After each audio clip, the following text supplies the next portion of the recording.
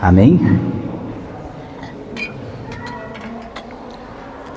Glória a Deus. A gente sabe que há uma força cultural muito forte que nos envolve, e por isso os irmãos sabem que nós fizemos a alteração deste culto. Não tem qualquer vinculação com idolatria, os irmãos têm ciência disso, mas essa força cultural que tanto nos cerca é um momento, inclusive, para que você possa comungar com a tua família. Há pontos da cultura que são muito, muito importantes, e o futebol, apesar de todos os exageros, mas em tudo há exagero. Para vocês terem uma ideia, Deus institui festas para Israel, mas mesmo diante de festas há exagero. O Senhor Jesus institui a Santa Ceia. E mesmo na Santa Ceia há exagero. A primeira carta de Coríntios, no capítulo 11, Paulo está trazendo uma exortação para não haver exageros na Santa Ceia. Olha só, para vocês terem uma ideia. Então tudo que o homem toca, normalmente ele consegue ter o poder de desequilibrar. Estou dizendo isso porque o futebol tem essa força cultural nas nossas vidas, principalmente no Brasil. Os meninos já nascem com o olho fitado na bola, querem brincar em campinho de futebol, eles vão aí pela manhã toda, às vezes brincando, cabulando na escola, às vezes eles cabulam na escola, matam aula. Eu sei de um monte de menino que reprovou aí por conta que matava aula na época de escola, entendeu? Hoje alguns deles são até adultos, e não dessa ICAD aqui, com certeza não tem nenhum que fez isso aqui dentro dessa congregação, mas eu sei que na ICAD já houve pessoas assim, né? Mas o velho homem morreu, ficou só o novo. Mas por que eu estou dizendo isso para vocês? Porque o futebol tem essa força, ele nasce com essa, até mesmo a formação do futebol, tem esse ímpeto mesmo de batalha, de guerra, de combate. Tanto é que o cara que mais faz gol, ele é chamado de quê? Artilheiro, não é isso? O que a artilharia é na guerra? Vocês já pararam para analisar? Tem tudo isso. Então você tem, na verdade, ali uma forma de colocar homens de um lado e do outro para torrar testosterona o máximo que pode por 90 minutos aí e voltar para casa um pouco mais tranquilos. Eles extravasam dessa forma. Eu disse num culto passado que futebol, das coisas sem importância da vida, né? Porque o que vai mudar na vida de vocês? Não vai mudar nada. O Brasil ganhar hoje, amanhã eu acho que a maioria que vai ter que trabalhar, acordar cedo, vai ter que enfrentar a vida. E se o Brasil perder, do mesmo jeito, você não vai ser declarado uma semana de luto, todo mundo em casa, não vai acontecer isso. Senão estava todo mundo torcendo para o Brasil perder, né? Se fosse declarar uma semana de luto, todo mundo em casa. Mas não vai mudar nada nas nossas vidas. Entretanto, das coisas sem importância, o futebol é algo bem importante para o brasileiro, né? E essa mudança aqui foi ótima também para a gente modificar um pouco. É igual todos os dias um casal que come em casa, todo dia em casa. Aí no dia que o cara vira assim, amor, vamos jantar fora hoje? Ou então vamos mudar um pouquinho da rotina hoje? Parece que é legal mudar a rotina um pouco. Eu acho que é algo interessante. E quem sabe de vez em quando a gente possa fazer isso, né? Porque eu sei que a igreja ficou dividida, né? Tínhamos matutino e ficou um time vespertino. Eu vi lá no grupo e falei, vou ter que intervir nisso daqui. Daqui um pouco vai começar a ter, entendeu? A terceira guerra mundial vai começar na ICAD. Tô brincando, eu sei que estavam todos lá se divertindo, era tudo com muito respeito. Mas eu falei, não, vamos encerrar o assunto, né? Porque tem os que 10 horas da manhã no domingo, ainda é 5 da madrugada. E é difícil levantar. Ministério de louvor, então, aqui foi um sofrimento. O pessoal, as mulheres, né, tiveram que acordar 6h30 para poder se preparar para estar aqui 8 horas, entendeu? Hoje eu tomei um susto. Minha mulher, ela colocou uma vasilha Ixi, eu vou falar isso, ela vai ficar com raiva, né? Porque tá gravando. Aí colocou uma vasilha cheia de gelo lá. Tô lá na cozinha, de repente ela enfia a cara na vasilha cheia de gelo. Eu pensei comigo, não sabia que tinha feito tão mal acordar cedo, a mulher tá querendo se matar. Com a vasilha de água com gelo. Entendeu? Fiquei pensando assim, eu falei, que loucura é essa? Ela falou, não, eu vi na internet. Eu falei, meu Deus do céu, é o que é tortura de manhã. Eu disse para desinchar a cara, chegar lá com cara de quem foi pro culto da noite. Falei, gente, é muito doido esse negócio de culto de manhã. Olha lá, ela rindo lá atrás. Mas, gente, é isso. Vamos aqui para a escritura, nós vamos ser bem rápidos hoje, porque eu sei que tem gente que está doido para ir para casa, vai ter que fazer almoço, alguns, outros vão dar o seu jeito, mas vamos lá. 2 Coríntios capítulo 5, verso 16, diz assim: sabemos que, se for destruída a temporária habitação terrena em que vivemos, tem algumas escrituras aí que utilizam o termo tabernáculo, é ou não é? Tem algumas escrituras que vão utilizar a expressão tabernáculo, mas vamos lá. Temos da parte de Deus um edifício, um tabernáculo eterno nos céus, não construído por mãos humanas. Enquanto isso, gememos, desejando ser revestidos da nossa habitação celestial. Eu acho muito legal, aproveitando este texto aqui, que Paulo, quando ele fala de habitação, ele não está falando especificamente de uma mansão. Eu acho, às vezes, mansões, lugares, às vezes, que parecem ser tão tristes, né? Quem já assistiu o Batman viu tanto que é deprimente a casa do Batman, gente. A minha é muito mais divertida do que a casa do Batman. Aquela mansão enorme, tudo fechado, lúgubre, aquele negócio feio pra caramba. Existem mansões que são tão tristes. Aí tem gente que pensa, não, como que vai ser minha mansão lá no céu? Aqui Paulo ele já traz uma ideia que a nossa principal habitação é principalmente o nosso corpo. É isso daqui. Quando a gente visita alguém que está enfermo, que não consegue sequer se locomover, quando a gente vê essa situação de perto, e os irmãos aqui, eu sei que os irmãos visitam, eu sei que os irmãos sempre têm contato com alguém assim. A nossa igreja ela opera muito nessa área de visita. Tem pessoas aqui que saem para visita à igreja e que a gente não fica nem sabendo. Tem em nossa igreja, ela é uma igreja que ela está o tempo todo acontecendo, às vezes sem nem o pastor saber. Eu sei de gente aqui que às vezes vai na casa do outro, não é para fofocar não, é para saber o que está precisando, para poder ajuntar coisas e levar para a casa do outro. Nossa congregação é uma congregação muito consciente destas coisas. E isso é maravilhoso, a gente saber que tem pessoas que estão agindo assim, fazendo isso tudo o tempo todo. Mas habitação, voltando aqui, quando, por exemplo, nós não podemos mais, isso provavelmente vai acontecer com a maioria de nós, em algum momento nós vamos perder mais e mais a mobilidade, e principalmente nos nossos dias, que é um tempo de sedentarismo, onde antigamente as pessoas para tomar banho, para poder comer, né, tinha que ir longe até um poço para pegar água, depois voltava para casa e tudo. Hoje não, a gente anda alguns passos, já está no banheiro, já está na cozinha, a gente até comida pronta, a gente pega, coloca no micro-ondas, aperta um botão, dá um pouco, está tudo pronto. Não existe nem aquele prazer da execução, de juntar o ingrediente, de fazer isso.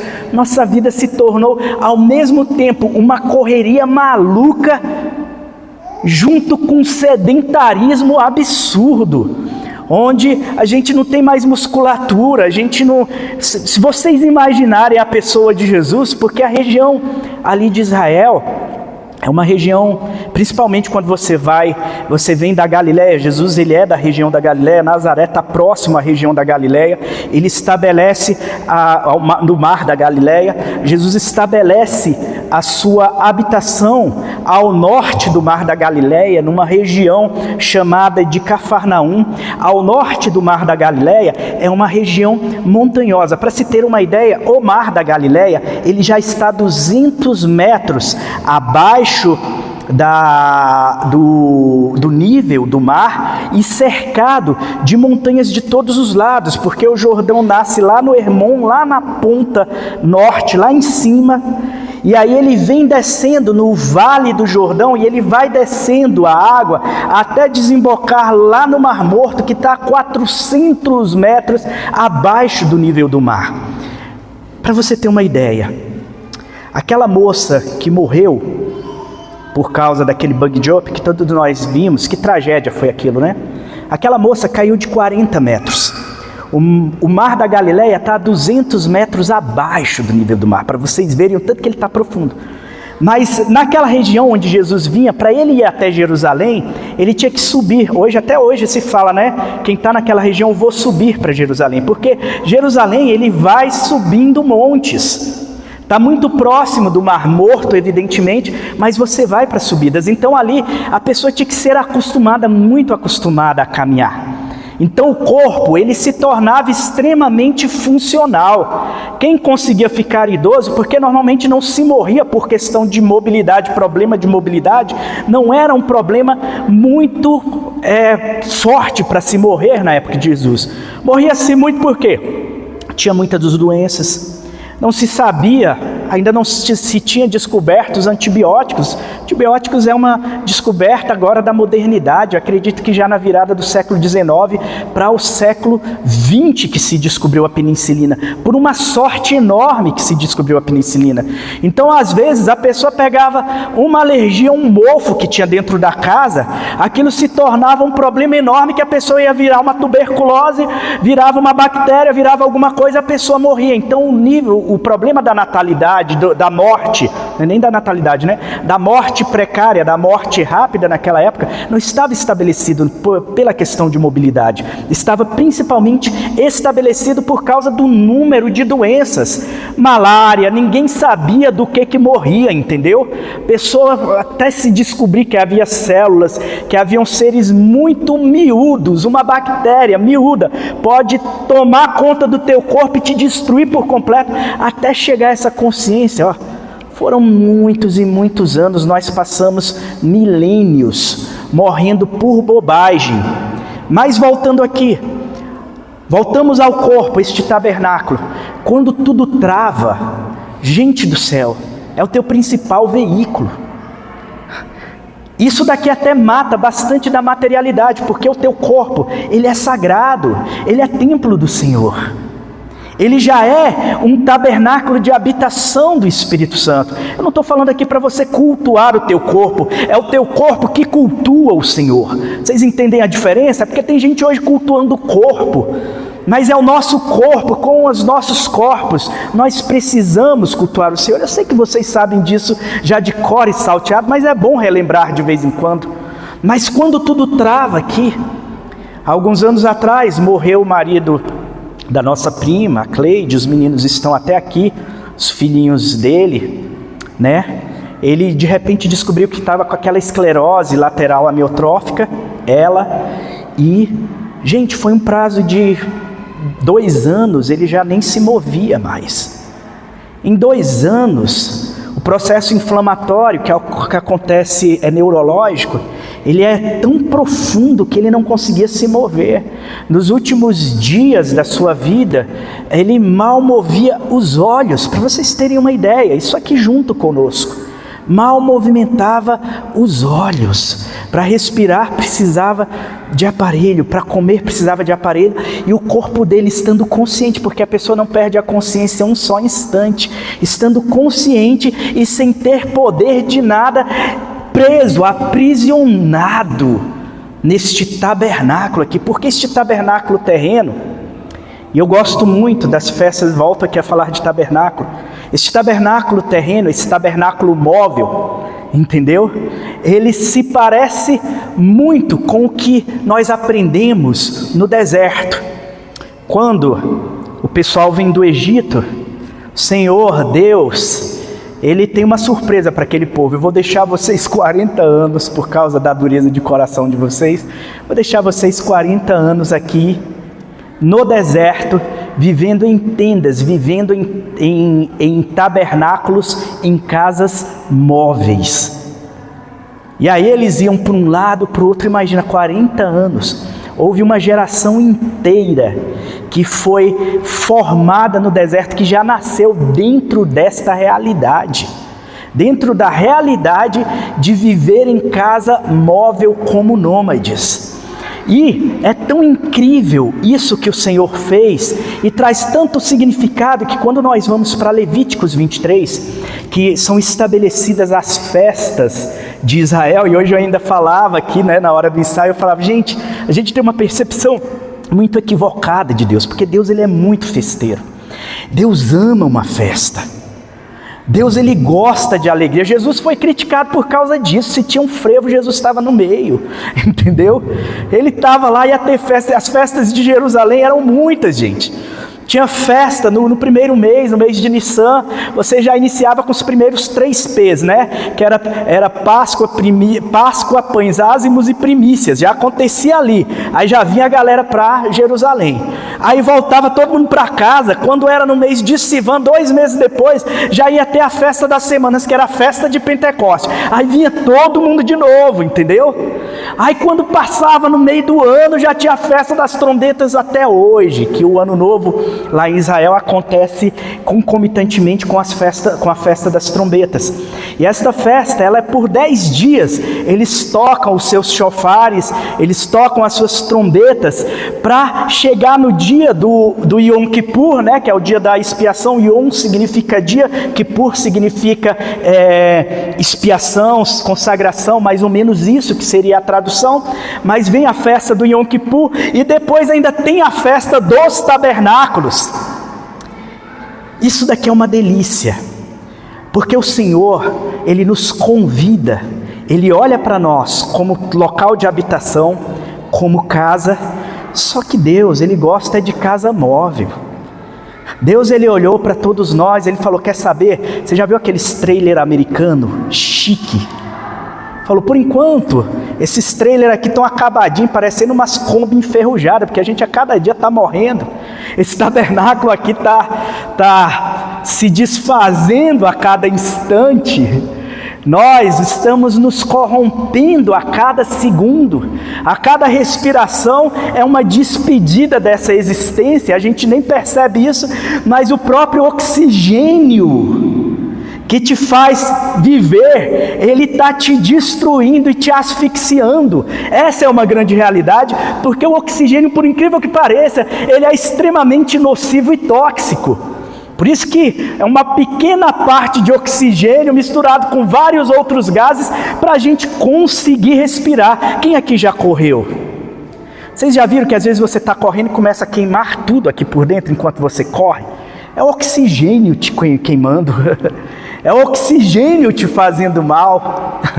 Então, nesse nosso tabernáculo aqui, por incrível que pareça, nós estamos nos deteriorando o tempo todo. Mas o Senhor, Ele estabelece a nossa habitação principal, como sendo uma habitação onde nós comungamos com Ele. Este nosso corpo é essa habitação, onde dentro de nós habita o nosso espírito, sim ou não? Mas também habita o Espírito do Senhor. E essa é que é a grande maravilha. E para Deus, Ele não tem problema de habitar numa barraca móvel, e uma barraca feia, né? De trapos às vezes, barracas sujas como os nossos corações, onde aí Ele vai dando o pitaco dele sim. Se Ele vai morar junto, e o nosso Deus é um Deus santo, Ele vai modificando detalhe por detalhe, Ele vai transformando, Ele vai retirando aquilo que de fato não presta, e nós vamos sim nos revestindo, nós vamos nos transformando dia após dia em pessoas cada vez mais resistentes ao pecado. E essa resistência ao pecado nasce também por cada vez mais um desejo e uma fome de relacionamento com o Senhor. Muitas das vezes a gente esquece isso. E eu já tenho falado isso há alguns dias, que o relacionamento, o desejo pelo Senhor, é o grande ponto de virada que nos faz conseguir resistir ao pecado. É tão verdade isso, que lá em Tiago, no capítulo 4, a Escritura vai nos dizer: sujeitai-vos, pois, a Deus, ao Senhor, resisti ao diabo, e ele fugirá de vós. Mas a sujeição sempre acontece antes da resistência. A sujeição. E a sujeição só pode acontecer, você só se sujeita a alguém que você admira, ama e deseja. É o casamento. É extremamente complicado para uma mulher ela se sujeitar a um marido que seja moleque. É extremamente complicado. Nos nossos dias, então, né, as mulheres se casam para criar os seus filhos, para criar o marido, né? Porque o cara, às vezes, ele é tão imaturo, ele é tão bobão. A mulher, ela casa, coitada, cheia de sonhos. E aí, na hora que casa lá, o cara, ele grila com coisa pequena. Às vezes, minha esposa tem trabalho comigo também, não sou perfeito não, entendeu? Na verdade, eu estou distante disso, eu acho que ela tem mais trabalho comigo do que vocês imaginam. Mas o que eu estou colocando para vocês aqui, quando você está numa relação, uma mulher principalmente, onde ela não consegue criar um senso de admiração pelo marido, é difícil que ela se sujeite a esse marido. E aí modificam-se os polos dentro de casa. E quando o polo se modifica, onde a mulher assume o polo masculino da relação, meu amigo, vai dar confusão e muita confusão. Ou o homem vai ser mascular por completo, ele vai ficar um cara calado, que ele fica só assim, a vida é assim mesmo, então vai ficar assim, ó, olhando para o céu, para o teto, o resto da vida, sem mover uma palha. Ele não é proativo, ele não é nada, ele é um cara, nem ativo ele é, nem passivo para poder mandar ele fazer alguma coisa, nem isso adianta. A mulher já pega e vai fazer, porque sabe que não adianta nem pedir para o cara fazer. E cara, é muito difícil você se sujeitar a homem assim, vai acabando a admiração, vai destruindo todos os aspectos que são saborosos daquela convivência, e que eram para ser saborosos naquela convivência, aquilo que era para arrancar suspiros da mulher, né? Porque é gostoso, a mulher, ela se vê o seu homem, né? Seu macho lhe arrancando suspiros, onde ela fala, ai, que macho que eu tenho em casa, entendeu? É uma delícia isso para a mulher, gente, entendeu?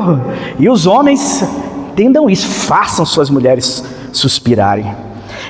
Você tem que criar, homem, você precisa criar um objetivo na sua vida. No dia, se tu morrer antes da tua mulher, ela vai ficar desesperada, porque ela não vai achar outro homem igual você. Entendeu? Que ela vai falar, meu Deus do céu, agora eu estou perdida. É o teu objetivo de vida, ser tão massa para essa mulher, que ela vai ficar desesperada se um dia você morrer, entendeu? Antes dela. Fala, não, você vai ver se eu morrer primeiro. É a boa ameaça da graça, entendeu? Mas, retornando aqui, quando a gente raciocina dessa forma, com Deus, nesse mesmo nível de relação íntima, nesse mesmo nível de simbiose espiritual, de conexão espiritual, a gente vai compreendendo que a mudança é extremamente necessária. O negócio é que a gente briga o tempo todo com Deus e fala, pega suas malas e sai daqui. Dentro desse tabernáculo, igual muita mulher faz com o marido, não é? Não, pega suas coisas logo, já deixei sua mala pronta, pode pegar e ir embora. Esse é o tempo que nós vivemos. A gente vive o tempo todo tentando se divorciar com Deus, por causa da nossa contumácia, por causa da nossa necessidade de controle. Eu gosto muito dessa ideia de tabernáculo, porque na época do deserto, o que era mais incrível é que o pessoal, gente, eles não tinham como cultivar no deserto. Eles estavam o tempo todo andando de um lado para outro. Nós falamos de um povo que, entre os homens, quando foi feito o primeiro recenseamento, e no segundo recenseamento também que foi feito, o primeiro recenseamento, primeira contagem do número de homens que Moisés fez quando saiu do Egito, essa contagem deu mais ou menos 600 mil homens que estavam prontos para a batalha. E naquela época, não era a partir dos 18 anos que se alistava no deserto, não. Era entre 18 e 50 anos de idade, era entre 20 e 50 anos de idade. Abaixo dos 20 anos não foi contado ninguém, depois dos 50 também não foi contado nesses recenseamentos, porque eram os homens que estavam ali disponíveis, mais fortes para a batalha. Lógico que tinha exceção, tinha lá um Caleb, né, que depois, o cara já com 80 anos estava querendo arrumar confusão, e era bom mesmo de porrada, entendeu? Porque o cara era um homem de fé. Tinha esses casos, tinha também Moisés, que com 120 anos ainda tinha vigor de um homem jovem, de pouco mais de 40 anos. Acontecia essas coisas no tempo bíblico, entendeu? Não sei esse maná o que tinha lá que esse povo comia, mas dava uma energia boa nos caboclos. Mas voltando aqui, esse recenseamento, quando você considera que eram 600 mil homens, você dá para entender que se você coloca no mínimo o dobro de mulheres, você já está colocando aí 1.200.000 pessoas.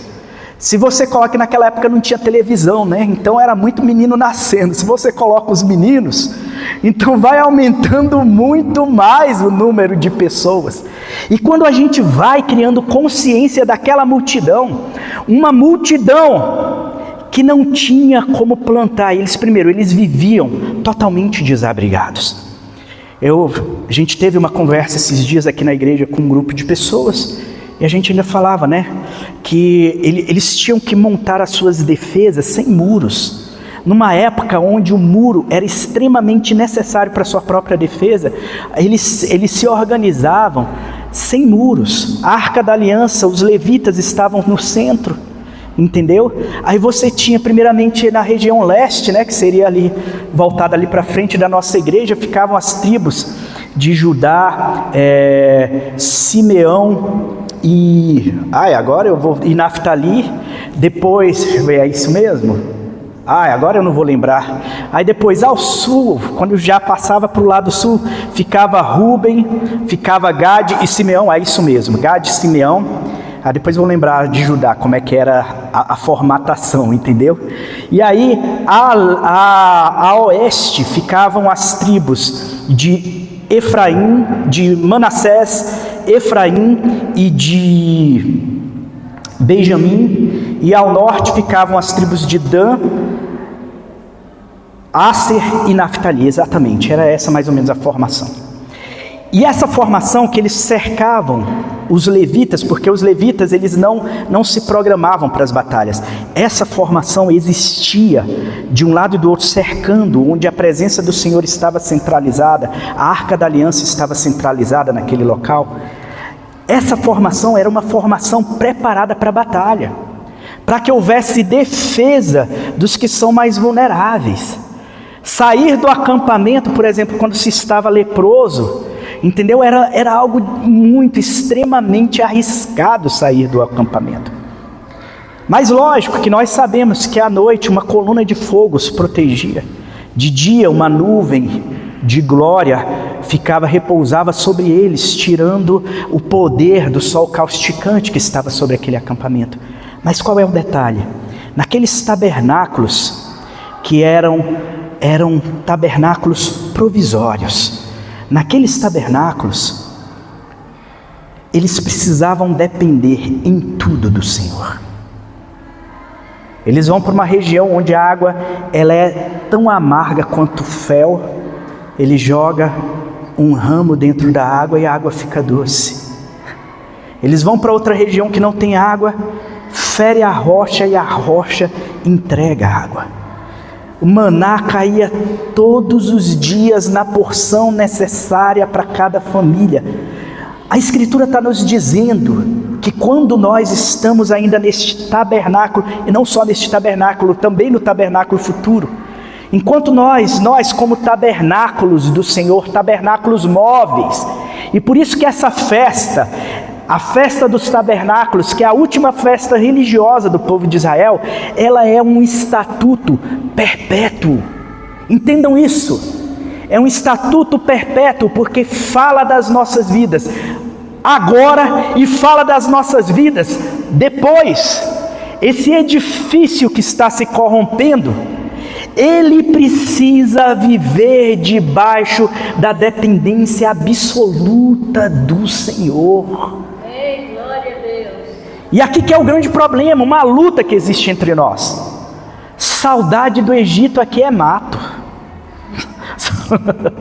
Saudade do Egito nos nossos dias é mato. Nós somos salvos, mas a gente ainda... mas eu não tenho um pingo de saudade do Egito.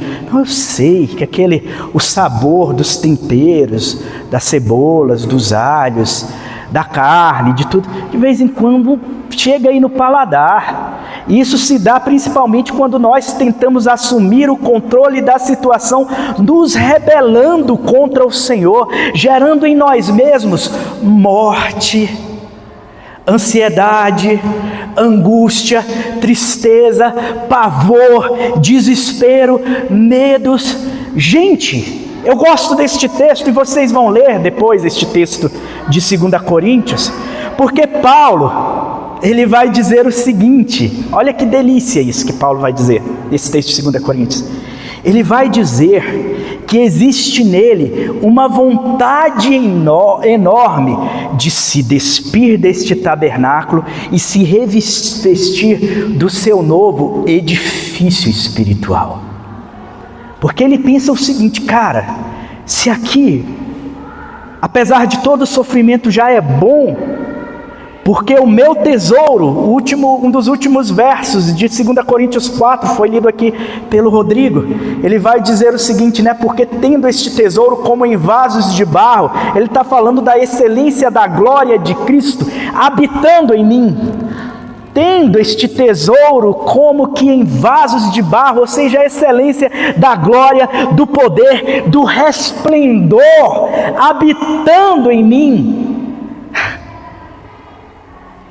Ele já entende o tanto que isso é saboroso, mas isso não deixa nele, não deixa distante dele o desejo de se despir e se revestir dessa nova habitação, deste novo edifício, que será o seu novo tabernáculo. Ele fala, cara, se eu ainda vestido dessa Kombi velha, enferrujada, é legal viajar com Cristo, porque Ele está aqui dentro, Ele escolhe as músicas boas, Ele que toma conta, Ele dirige o carro, eu vou na maioria das vezes só dormindo aqui atrás.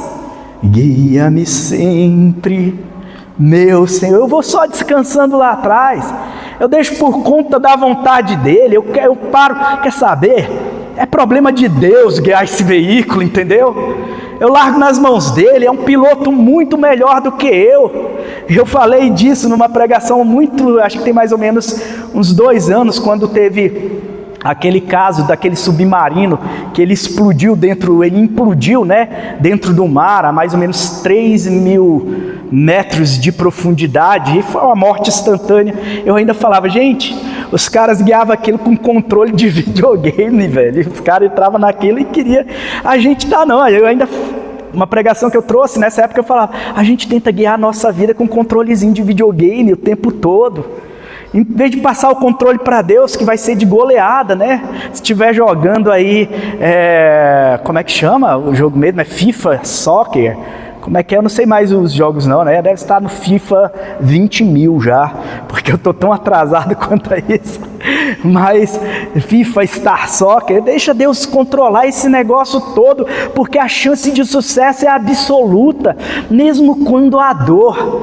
Quando Ele manda a gente levantar a tenda e ir para outro lugar, manda para ir outro lugar, manda mudar, a nuvem levantou, a gente bora para lá, a nuvem mandou ir para outro lugar. Cara, que maravilha quando você está debaixo do cuidado desse Deus, sabendo que a tenda do encontro, onde Ele está habitando, já está dentro de você. Mas a gente não, a gente quer tomar as rédeas o tempo todo. E cara, como isso é cansativo. Esses atos de rebelião geram todos os tipos de doenças psicossomáticas. E tem uma coisa, eu para analisar, Moisés tinha que lidar com um grupamento que alguns chegam a dizer que aquele povo estava na casa aí de mais ou menos uns 3 milhões de pessoas. Gente, você está na liderança de um povo desse, você ainda meio pesado de palavras, você ainda tem dificuldade para falar, não sei se ele era gago, ou o que tinha na voz dele, eu não faço ideia, mas ele ainda tinha dificuldade para falar. Imagina você estar liderando um povo desse todo, durante 40 anos, e você quando chega à beira da terra prometida, quando Moisés ele está ali, eles atravessam pela parte sul de Israel, eles vão para o lado leste do Rio Jordão, pela parte sul daquela região, eles passam por Edom, porque eles não podiam passar diretamente por dentro do reino de Edom, vão lá para cima, e eles começam, Moisés ainda tinha pique para enfrentar reis poderosos, no estilo de Og, rei de Bazã. Og, a gente ainda falava isso no nosso culto de ensino passado, a cama de Og, segundo a escritura, a cama dele tinha 4,10 metros de tamanho, entendeu?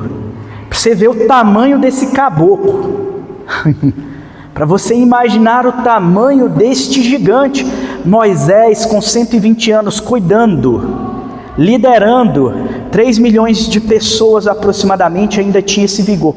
Por que Moisés tinha todo esse vigor, gente? Vocês já pararam para analisar? Por que Moisés ele não decaía quase que nunca? Por que será? Por que teve que Deus falar, não sobe no morro porque eu já vou te matar, entendeu? Porque você tem que morrer? Porque se deixa ele atravessar a terra prometida, rapaz, ele vive até os 250 anos, entendeu? Ia virar uma dinastia enorme. Por que esse cara tinha esse vigor? Existia uma coisa em Moisés, como profeta que ele foi, e como o maior nome do judaísmo até hoje, porque eles não creem em Jesus. Para nós que somos cristãos é Jesus Cristo, mas para os judeus é Moisés. Tinha uma coisa nele que falta muito na gente, era uma confiança plena no Senhor, um amor profundo pelo Senhor. Ele amava o nome do Senhor a tal ponto que ele dizia, Senhor, o pessoal acha que era simplesmente misericórdia daquele povo, ele tinha muita misericórdia por aquele povo, Moisés. Quando Deus fala assim, não Moisés, eu vou destruir esse povo todo, vou fazer uma nova aliança a partir do teu nome. Ele não está muito preocupado especificamente com a destruição do povo, apesar de que um homem de Deus se preocupa com isso sim. Sabe o que ele está mais preocupado? Com o nome de Deus ser profanado, porque Deus disse para os egípcios, e essa história dos egípcios que atravessavam aquela região da Transjordânia todinha para chegar na Síria, entendam que Israel é um ponto de passagem, de conexão entre a Mesopotâmia e a África, e também tinham portos ali que eram conexões entre toda a Europa e aquele mundo conhecido. Era a ponte por terra onde passava, ali se estabeleciam as grandes rotas comerciais, ali também se estabeleceu, normalmente era onde esse povo se encontrava, estava, por exemplo, um rei forte, querendo brigar com outro, se encontrava ali no meio para brigar, entendeu? Era também ponto de briga. Mas pensem o seguinte, que Moisés, ele confiava de modo tão profundo no Senhor que ele não queria, e ele amava tanto o seu Deus que ele não queria que o nome de Deus, que se tornou famoso por conta de todos os livramentos que acontecem no Egito, ele não queria que o nome de Deus fosse profanado por conta da destruição daquele povo. Ele falava, Senhor, eu amo o teu nome, eu amo a santidade que há no teu nome, e o Senhor disse que ia levar esse povo até lá. Aí Deus fala, não Moisés, vamos fazer o seguinte, que eu estou com raiva demais desse povo, eu não aguento esse povo, eu não sei como é que você aguenta esse povo.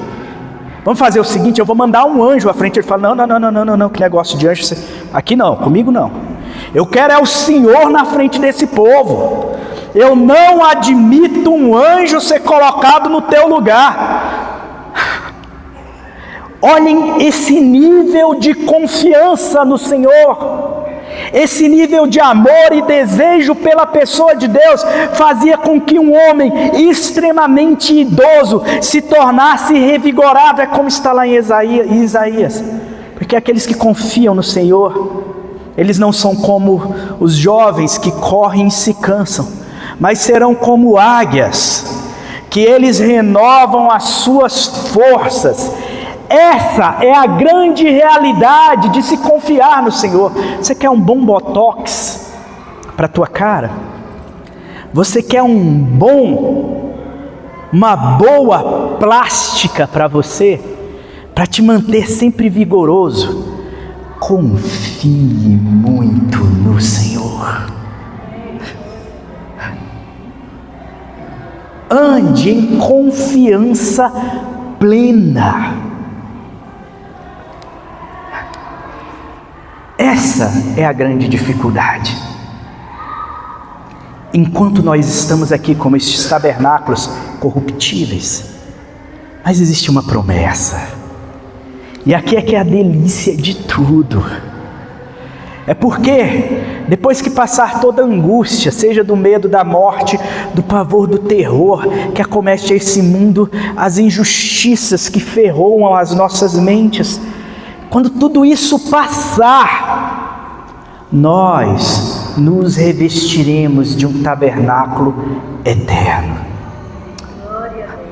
E aqui Paulo entende, cara, se é uma delícia caminhar enquanto eu sou essa Kombi toda acabada, porque Jesus está no controle guiando ela. Imagina quando eu me tornar aquele ônibus, trailer ônibus executivo, com a cozinha de primeira, que você pode viajar para tudo quanto é lugar. E eu falo, cara, imagina quando eu me tornar isso.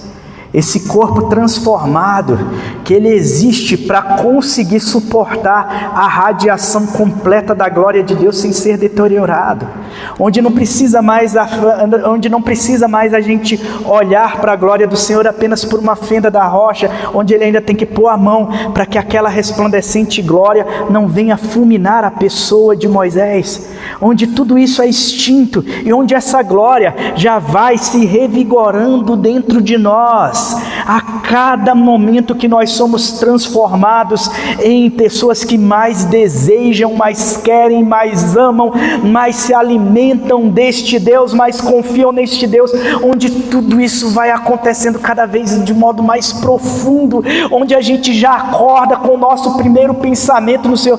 Ai Senhor, hoje eu te amo demais, eu estou aqui pensando em Ti, eu estou aqui adoecido de amor, de paixão por Ti. Onde isso tudo vai se estabelecendo de modo tão profundo nas nossas vidas, que a gente caminha em suspiro de amor, no deleite absoluto nele, onde a gente repousa nele e ele satisfaz o desejo do nosso coração, porque o desejo do nosso coração está inclinado, está voltado, as nossas forças, os nossos quereres, está tudo inclinado, voltado unicamente para Ele. Imagina quando a gente se despir, e agora a gente vai poder vê-lo face a face, porque nós ainda olhamos, nós ainda enxergamos tudo isso como que por um espelho de bronze polido. A nossa visão é uma espécie de Abel, é nevoeiro, porque o nome Abel significa névoa. A nossa visão é apenas passageira, está fadada à extinção enquanto nós estamos aqui. Mas quando o rolo, o pergaminho dessa existência se fechar e se abrir o rolo da eternidade diante de nós, igreja, que delícia que é isso, que maravilha que vai ser isso. Nunca mais uma lágrima derramada.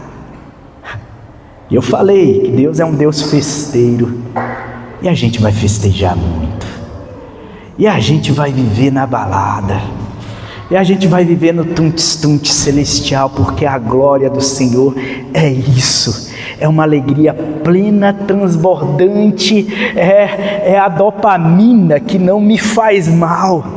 De tanto que eu desejo, de tanto que eu quero, de tanto que eu me alegro, de tanto... É aquela alegria que não faz o coração parar. Eu me recordo, para a gente terminar aqui, eu me recordo, há uns anos atrás, de um rapaz, coitado, que ele ficou tão, mas tão feliz de ter passado numa universidade federal, que ele morreu do coração. Aqui é perigoso até se alegrar demais, gente. É um negócio terrível, entendeu? Até para você se alegrar demais, você tem que ir com cuidado. É assim que a gente vive lá? Não, a gente vai ter liberdade para se alegrar. É bom que ele já se despiu, né? Já está na glória e está lá revestido. Opa! Passei no vestibular, sim, da glória eterna. Se Deus quiser que esteja com o Senhor. Mas entendam isso, que vai ser essa delícia completa, eternamente diante do Senhor. Festejando diante dos santos anjos e desse Cordeiro que foi morto e reviveu. Eu queria que você ficasse de pé.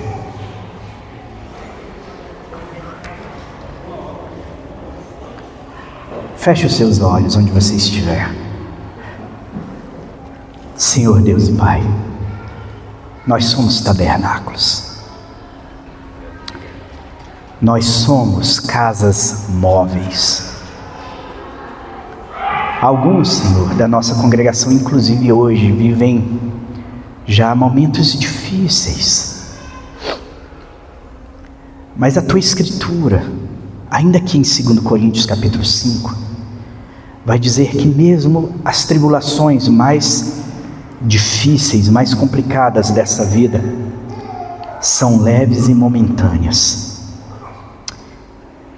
E produzem para nós um peso de glória muito excelente.